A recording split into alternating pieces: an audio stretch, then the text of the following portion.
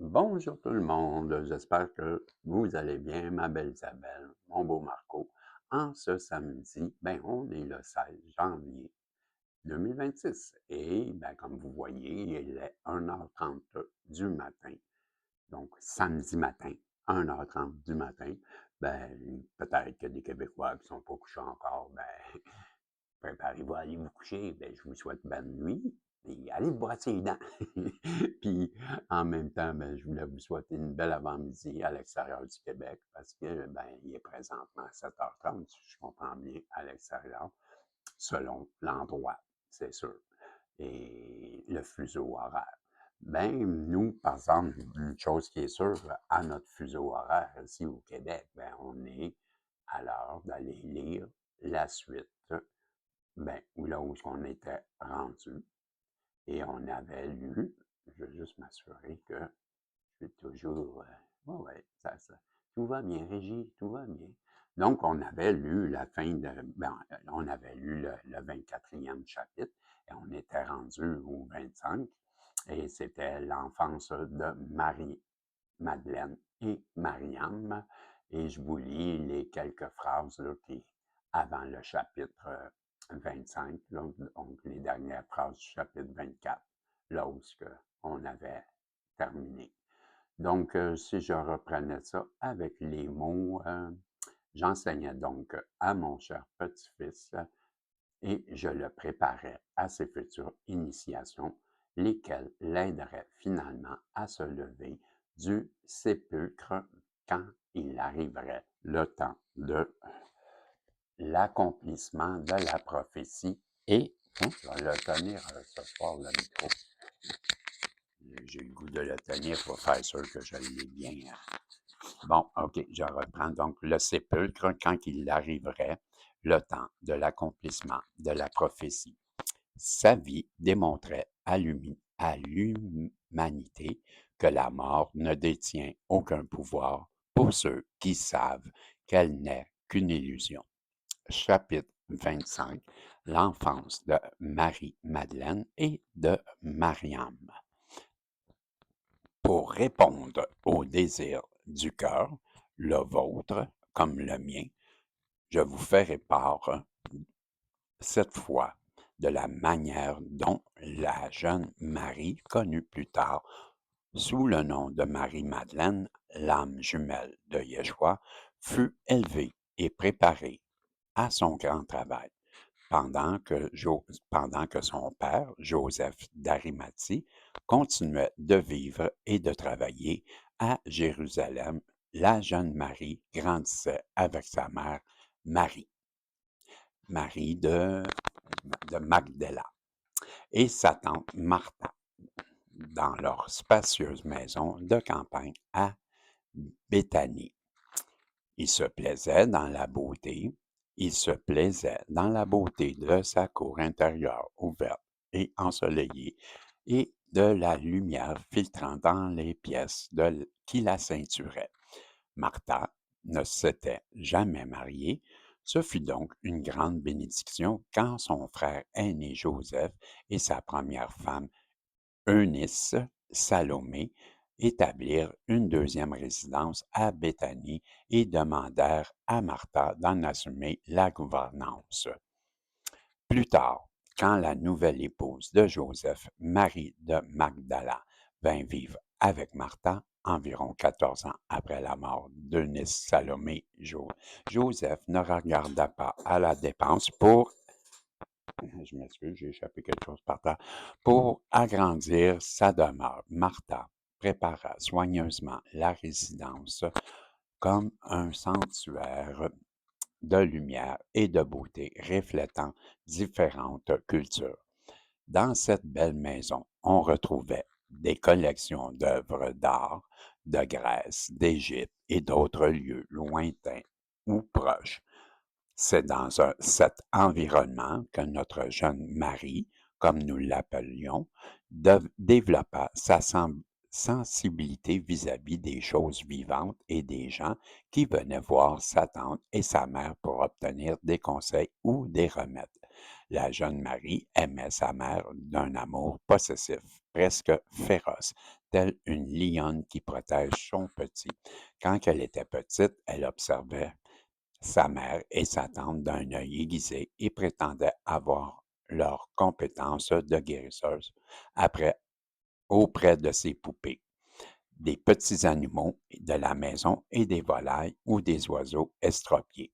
Elle devint vite évident, il devint vite évident que cet enfant avait vraiment ce don, puisque les animaux blessés se rétablissaient.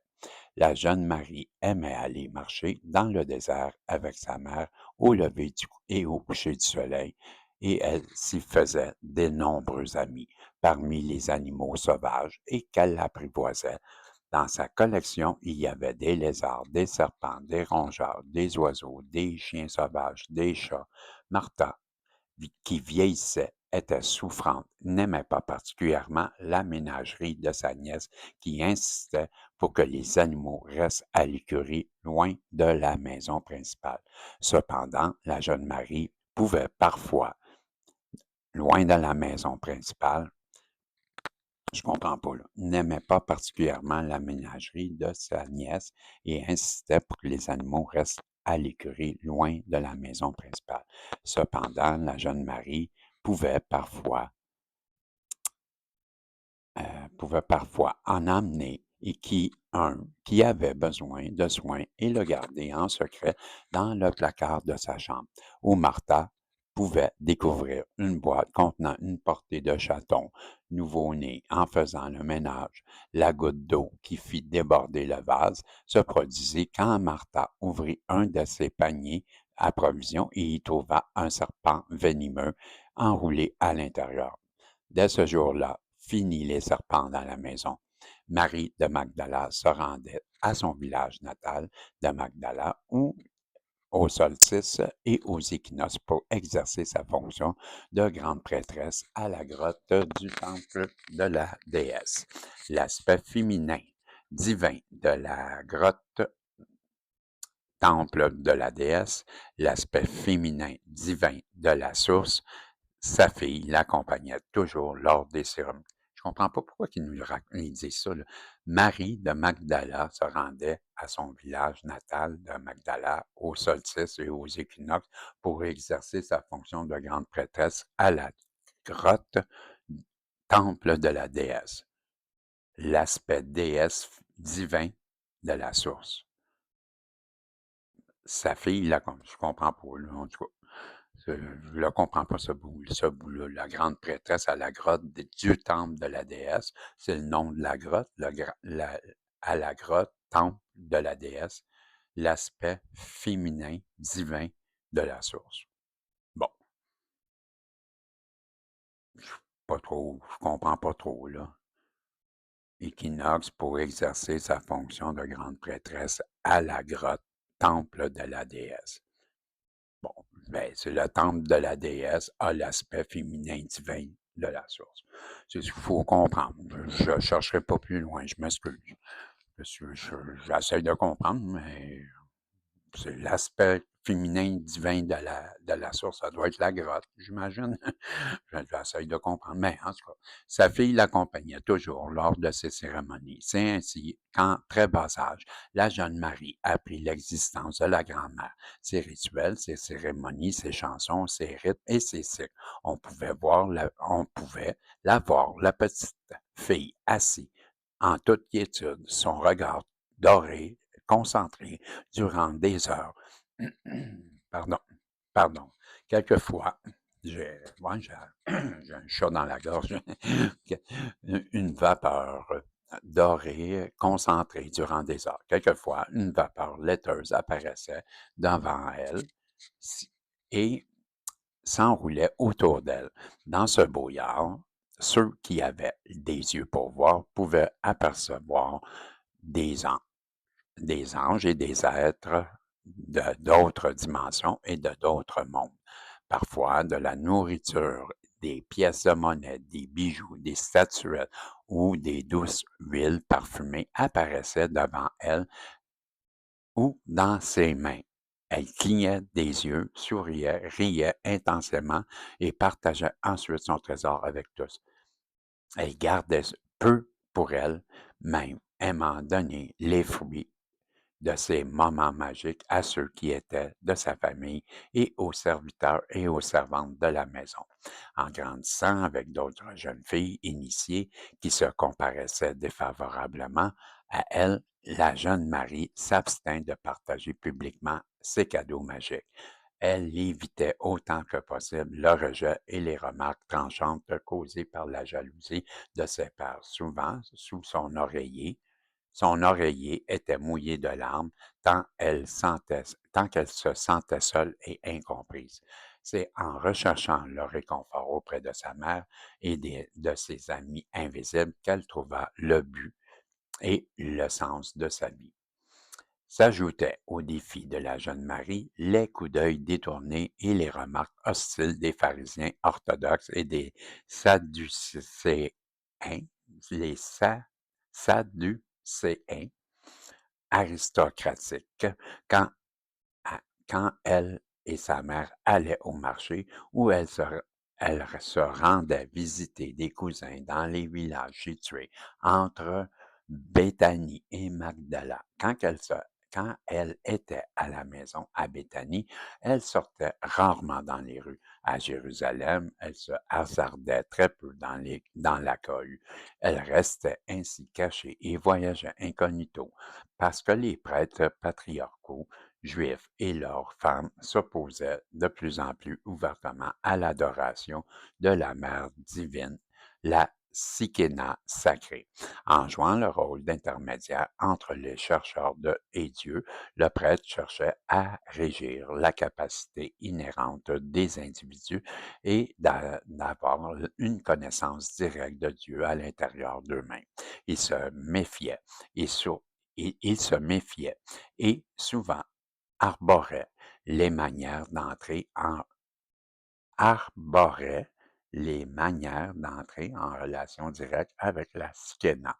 Il méprisait Isis, Inanna et les autres représentations de la grand-mère à défaut de pouvoir se servir de la déesse à leur propre fin. Les femmes qui étaient solidement ancrées dans les vieilles traditions matriarcales étaient perçues comme des menaces parce qu'elles ne pouvaient être dominées facilement et qu'elles détenaient des pouvoirs que la prêtrise convoitait pour elle-même. Par conséquent, bien des hommes en position d'autorité religieuse regardaient ces femmes de haut et les considéraient comme des tentatrices responsables de la chute du genre humain et de la corruption de la chair. La plupart des maris traitaient leurs femmes et leurs filles comme des possessions ignorantes et virtuelles esclaves au service de leurs plaisirs physiques et de leurs besoins d'héritiers.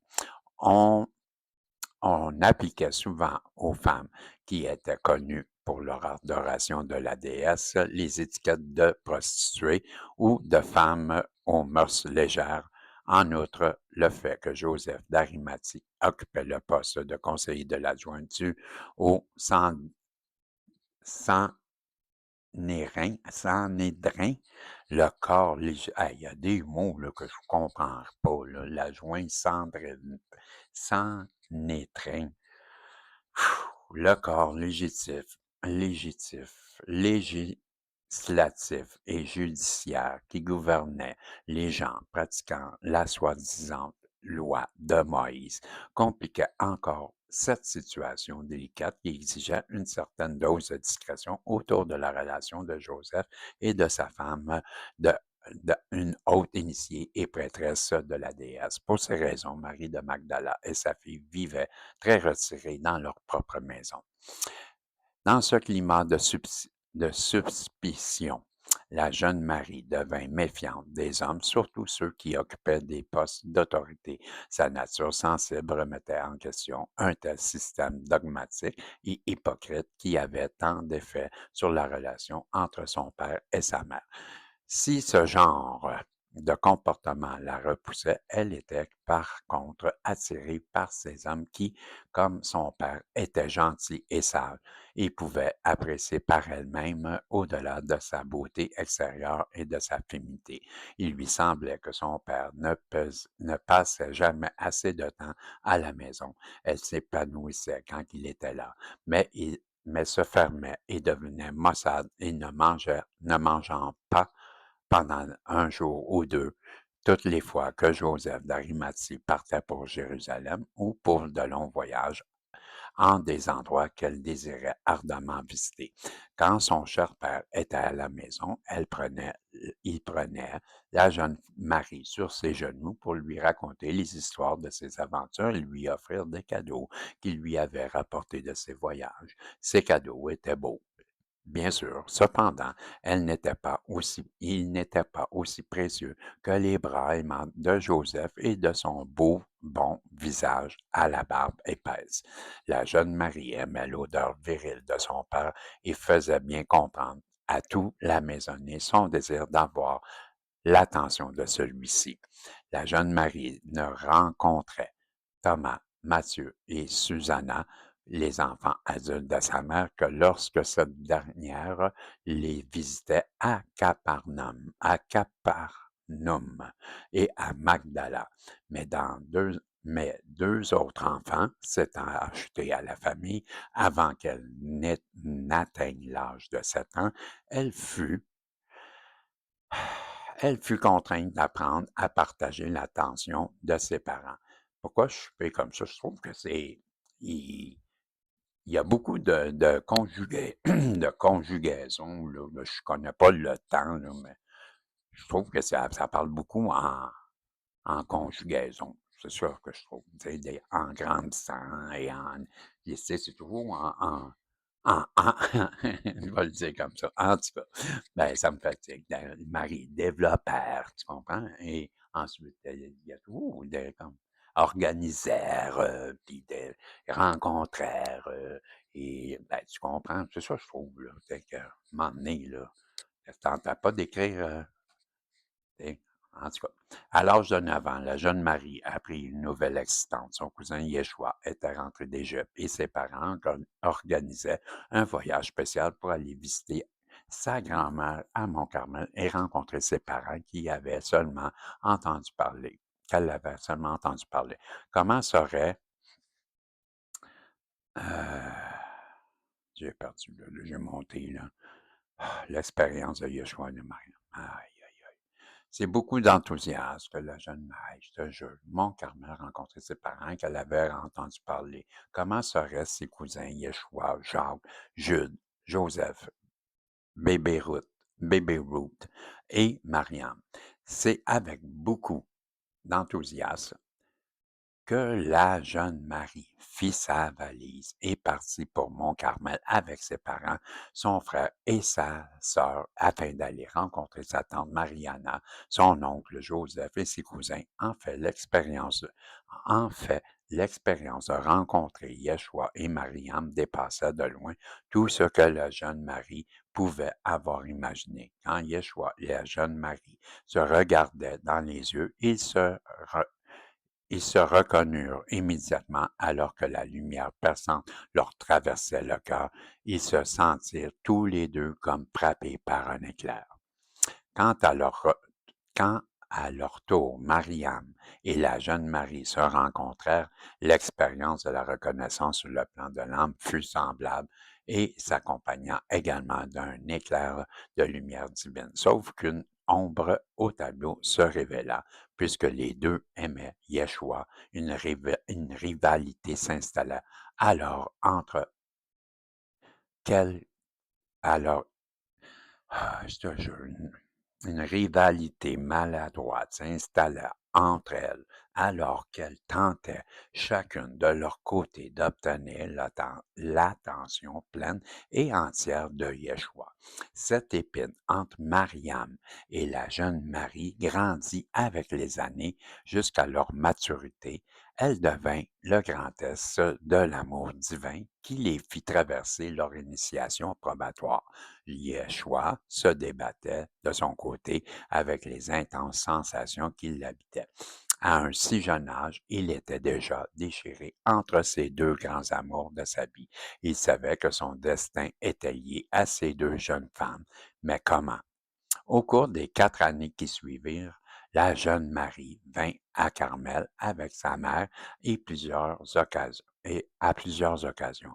Et bien que Yeshua fût ravi de voir sa cousine, il se sentait aussi soulagé quand le moment venait pour elle de rentrer à Béthanie. Il la rencontrait souvent dans ses rêves, mais elle lui manquait. Je te jure, il la rencontrait souvent dans ses rêves et elle lui manquait. Mais il était heureux que seul Mariam vive à Mont-Carmel pendant qu'il se concentrait ses énergies sur les nombreuses tâches qui exigeaient son attention. Pour ce qui est de la jeune Marie, sa première rencontre avec Yeshua à l'âge de 8 ans constitua le point charnière de sa vie et dès ce moment-là, elle commença à découvrir de plus en plus qui elle était et le but de son incarnation sur Terre. Quand elle eut 13 ans, ses parents l'amenèrent à Mont-Carmel. De son côté, Yeshua effectuait ses derniers préparatifs quand il partait pour la car il partait pour la Grande-Bretagne et Joseph d'Arimathie, Marie de Magdala, la mère de la jeune Marie, avait déjà commencé à initier cette dernière au mystère de l'ordre de la Madeleine à la grotte de la grand-mère à Magdala. Cependant, la jeune Marie n'avait jamais eu de sa vie à s'engager et à observer quelque solide discipline que ce soit. C'est donc rempli d'attente et d'espoir d'arriver à faire de grandes choses que j'entrepris mon travail auprès de celle que vous allez appeler Marie-Madeleine. Ce ne fut pas facile pour elle de renoncer au confort de sa maison de Béthanie et au luxe d'avoir peu de responsabilités dans la tenue de maison. Ses aspects domestiques étaient bien gérés par sa tante Martha et ses servants. Ce fut donc tout un choc pour cette jeune femme choyée que de se plier aux exigences communautaires qui constituaient à tout partager, à vivre dans des conditions plutôt austères, à renoncer à sa liberté de faire ce qu'elle voulait et à se conformer au code strict de la conduite monacale, au rythme et à la routine. En outre, ayant appris à se méfier de l'orientation dogmatique, autoritaire et patriarcale des pharisiens et des sadduciens, elle se trouva vite en rébellion ouverte contre la discipline de notre communauté essénienne attachée à la tradition. Pour la majeure partie de cette première année, elle se montra contrariée et irritable, essayant de gagner la faveur et un traitement spécial pour les manipulations charismatiques auxquelles elle avait eu recours à Béthanie et avec qui et qui avait si bien marché. On la voyait bouder, taquiner les autres filles et les garçons, s'évader et parfois résister et défier les règles qui avait maintenu la communauté de Mont-Carmel depuis des siècles. Personne n'avait jamais autant remis en question l'autorité bien implantée de Mont-Carmel. Cela troublait la paix parmi les vieux et les jeunes. Après avoir cette adolescente rebelle dans notre milieu, c'était comme vivre avec une louve qui se sent coincée ou un frelon qui se promène son dard à nu. Sa mère ne réussissait pas à la persuader de se plier aux standards espérés de ceux et celles qui venaient à Mont-Carmel pour être initiés. Nous nous sommes tous demandé si elle allait réussir à passer au travers de sa première année. Une fois, sa mère et son frère et sa sœur repartis pour Béthanie, la jeune Marie traversa une période très difficile qui dura plusieurs mois. Elle fit des grèves de la faim. Elle sifflait, elle crachait comme un animal sauvage quand on lui rappelait ses tâches assignées qu'elle avait négligées. Nous ne savions pas trop quoi faire pour l'aider à se sentir chez elle à Mont-Carmel. Marie-Anna vint voir si elle pouvait aider, mais ses tentatives de réconforter sa nièce furent aussi repoussées. Son influence était si grande sur nous que c'était comme si un nuage sombre flottait au-dessus de notre communauté. Malgré nos efforts de diriger notre attention sur les buts communs que nous apportait d'ordinaire une grande paix, puis vint la période hivernale, les vents froids, la neige fondue, la grêle, les gels grugeaient sérieusement notre réserve de patience. De plus en plus, les membres de la communauté se détournaient d'elle, l'ignorant, refusant de céder à ses manipulations rebelles et ses dépressions maussades et son retrait provoquant en elle-même. Toutes les fois que j'allais vers ma chère petite fille, elle détournait les yeux, le cœur tourmenté, se questionnant sur son bien-être. Elle regardait par terre, elle se mettait à pleurer et se sauvait de moi en courant comme si elle voulait se libérer d'un ravisseur.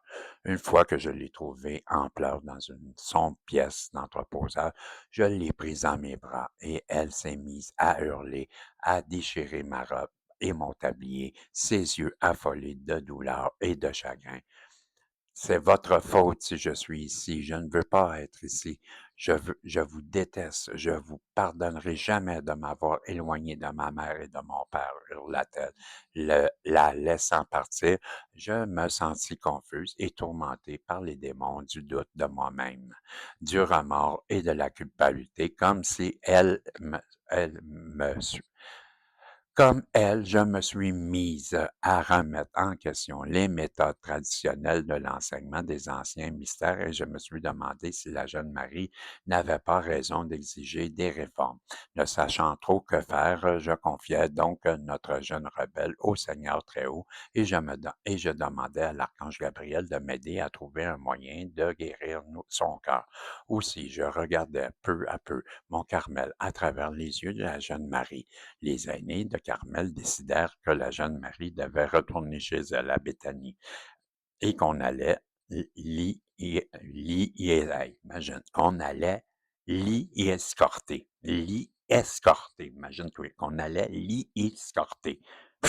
On allait l'y escorter. Bon, OK, on va aller l'escorter. On allait, c'est ça que je lui disais, c'est écrit pour me faire fâcher, on dirait, qu'on allait l'y escorter. Hey, j'en reviens pas comment c'est écrit. Le soir même où cette décision fut prise, une maladie qui affectait son cœur et ses poumons la foudroya. Elle présenta une forte fièvre, des frissons, une toux profonde qui secoua son corps maigre. Mariam, dont la paillasse était aussi dans le dortoir des jeunes filles, vint à moi pour m'apprendre que l'état de sa cousine empirait. Je demandais à plusieurs autres femmes qui connaissait les techniques de guérison de m'accompagner et nous transportâmes la jeune Marie à l'infirmerie. Bien que Mariam eût enduré les remarques acerbes de la jeune Marie et qu'elle se soit continuellement comparée à sa cousine de manière défavorable, elle commençait à ressentir pour cette dernière un amour qu'elle n'avait pas senti auparavant. En outre, elle se rendait compte qu'une seule comprenait la jeune Marie, de qui toutes les autres s'étaient éloignées et elle comprenait, en outre, son désir d'être avec ses parents, son humeur changeante et sa rébellion contre la discipline stricte et piété qui régnait à Mont-Carmel. En somme, il savait pourquoi sa cousine était devenue distante, renfermée et engourdie. Mariam comprit que sa cousine lui ressemblait plus que toute autre personne qu'elle connaissait. La principale différence entre elles étonnait du fait que la jeune Marie n'hésitait pas, quand une occasion se présentait, à être une réformatrice active dans le monde extérieur, tandis qu'elle, Mariam, préférait harmoniser imperceptiblement le désaccord sur les plans intérieurs. Mariam vint cette nuit-là pour être aux côtés de sa cousine, dont le silence clamait plus fort que les mots qu'elle était déterminé à quitter Carmel d'une manière ou d'une autre. Quand nous lui avons annoncé la décision des aînés de la laisser retourner à Bethanie, son visage s'éclaira. Cependant, les nombreuses semaines de grève de la faim lui avaient coûté cher. La fièvre s'intensifiait et Marie crachait du sang. Hey, là, je suis tanné, j'arrête, je suis plus capable. Ah, ben, ça donne bien, j'ai terminé. Je pense, je viens de c'est quoi ça? Hein, comment j'ai fait ça là, moi? Ben oui, toi. Donc, hein, Mousquet, palmier, aïe aïe, qu'est-ce que j'ai fait là? Hein? Comment j'ai fait mon compte, oui? Aïe aïe, je sais pas comment j'ai fait ça là, mais j'ai réussi à perdre complètement les pages. En tout cas, j'avais terminé, là, je suis à bout. Je suis plus capable, j'ai plus de patience. Je sais pas, ça fait combien de temps, là, mais j'avais fini, coudonc. Où est-ce qu'on était rendu? J'ai perdu complètement. Complètement, complètement. C'est quoi ça? 22, imagine, je suis rendu au chapitre 22, on est au chapitre 26. Tu vois, je sais pas comment que j'ai fait mon compte, je me suis ramassé à. Je pouvais même plus rien retrouver. Là, je suis rendu à 157, imagine-toi. Je sais pas comment je fais mon compte, mais hey, si ça va. Tabarnane! Ta veuille de sacré, là. Calisse! Ouais. Commence à être fâché, là. Comme, hey, j'ai vraiment perdu. Vraiment perdu. Désolé, je comprends plus rien. Je sais plus où je suis rendu. Fait que je vous laisse là-dessus, là, puis hey, je taboute, j'en peux plus. Yeshua, Grande-Bretagne. Alors que nous, dans tous les aspects. Hey, qu'est-ce que c'est ça?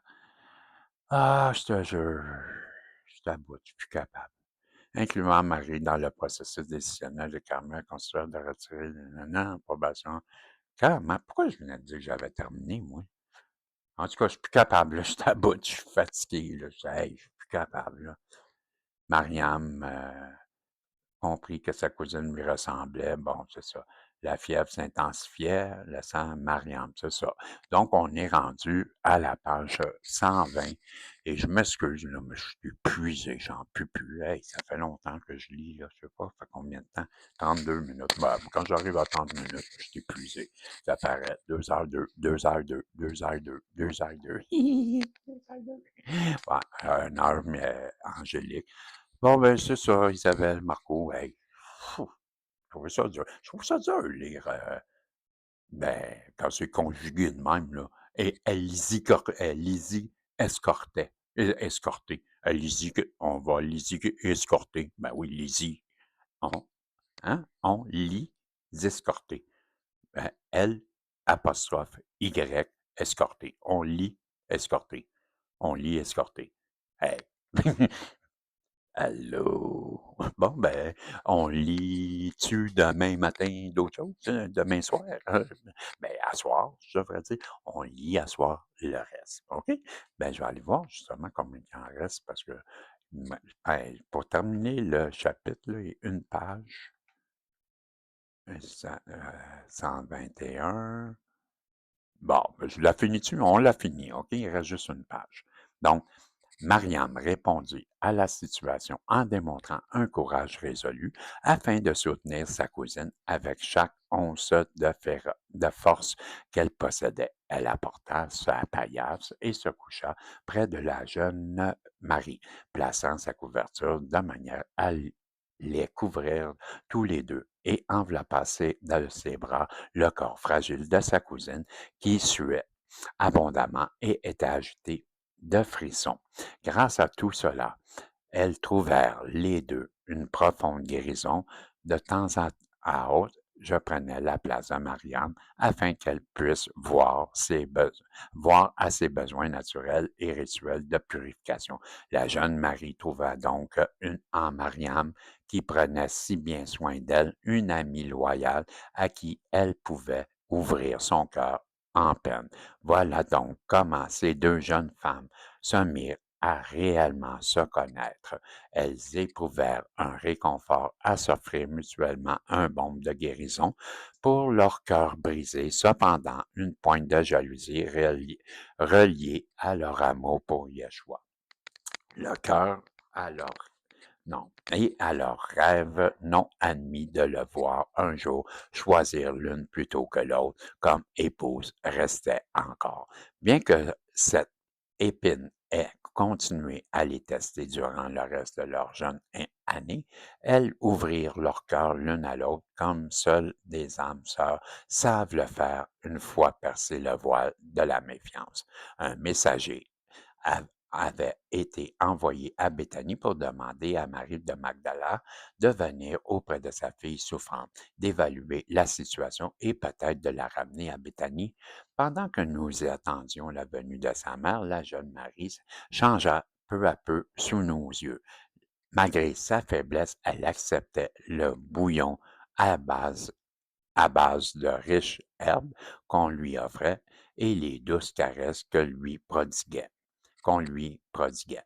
Enfin, ses yeux d'or s'étincelaient alors que Mariam lui récitait des poèmes d'amour qu'elle avait écrits en secret. Elle aimait brosser les longs cheveux à cajou de sa cousine, lesquels, à l'instar de ses cheveux d'ébène, étaient très densément bouclés. Mariam écoutait d'une oreille nouvelle, comme personne auparavant, les histoires de son enfance dans la solitude, de son grand amour pour sa mère et son père. Toutes ces histoires, les fantaisies romantiques et les rêves troublés de la jeune Marie entretenaient vis-à-vis Yeshua étaient ce qui il rejoignait Mariam à chaque battement de cœur. Elle découvrit que les difficultés et les rêves de sa cousine étaient identiques aux siens.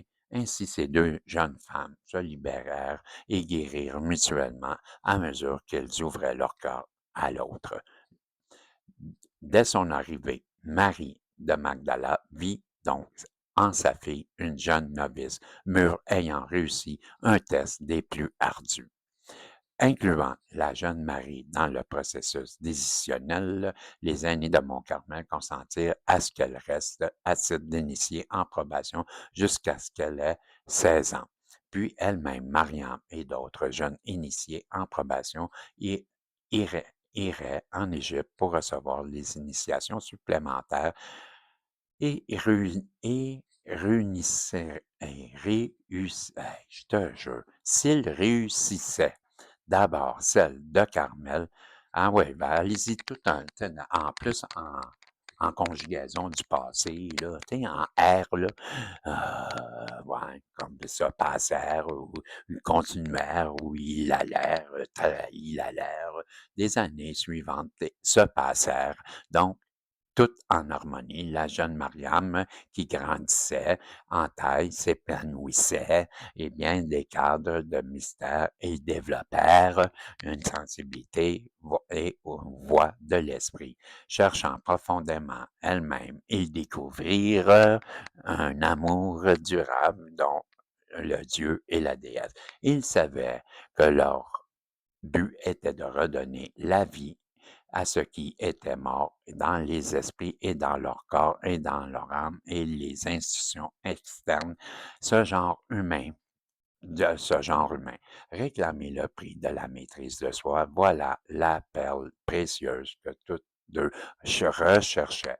Embrasser l'épaule et équilibrer les univers en elles-mêmes devinrent le but de ces deux jeunes femmes, chacune trouvant son parfait miroir en l'autre. Ils savaient que leur vie était intégralement liée à celle de leur cousin Yeshua. Celui-ci devint leur étoile guide, toujours présente dans le mystère qu'elle désirait le plus dévoiler. Alors voilà, je vous ai présenté certains aspects des personnalités de ces deux jeunes filles. Plus tard, la jeune Marie deviendra l'épouse bien-aimée de Yeshua. Quant à Mariam, sa sœur adoptée, qu'elle appelait Marie-Grâce, elle continuera d'être son amie loyale et sa confidente. Pfff! Chapitre 26. Enfin, Yeshua en Grande-Bretagne. Et je vous dis, ben, on se revoit un autre tout à l'heure. Talali la l'air. Ouais, moi aussi, je suis capable d'en faire. Ça va avoir des alertes. Bon, ben, on a l'air faire des voyances peut-être plus tard. Ça a l'air. Ouais, c'est ça. Yoshua en Grande-Bretagne, chapitre 26, à la page 121. Retenez ça, page 121, chapitre 26. Hey, c'est fatigant par me lire tout le temps je sais pas, moi, je suis pas un connaisseur de français, là. C'est quoi le temps? C'est le temps passé, en passé, je sais pas, en plus que parfait de l'infinitif, je pourrais-tu, s'il vous plaît, changer de temps? Ah, OK, fait que c'est le temps de vous dire bye bye. On se revoit dans les voyances dans pas long. Je vous dis salut et à bientôt, si Dieu le veut. Bye bye.